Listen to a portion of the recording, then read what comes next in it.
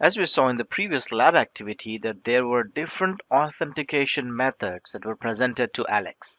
So as a user, Alex can choose a call to phone where an automated voice just calls the person, the user answers the call and then presses the hash button on the keyboard to authenticate. The next option which we selected is text message to phone. This is where a text message will be sent that contains a verification code. The user is prompted to enter the verification code into the sign-in interface. This process is also called as one-way SMS. The next option is notification through a mobile app, where a push notification on the phone on the registered device is sent, and the user views the notification and selects Approve to complete the verification. So there's a Microsoft Authenticator app available for your Windows Phone, Android, as well as for iOS. So push notifications through mobile app provides the best user experience. And there's another option which is verification code from the mobile app. The same Authenticator app generates a new OAuth verification code every 30 seconds. The user then has to enter the verification code into the sign-in interface.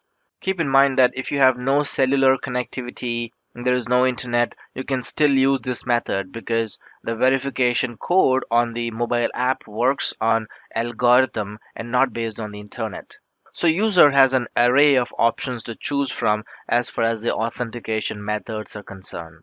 So when user like Alex selects a particular authentication mode, that is updated here in this interface. So as an admin, you will be able to see what authentication method Alex has selected. But you may be thinking, what if Alex loses his device or loses his mobile phone, maybe lost it under the couch or something? Then what do you do?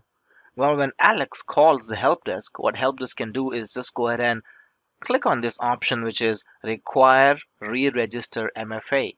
So when Alex tries to log in, he can change the authentication method.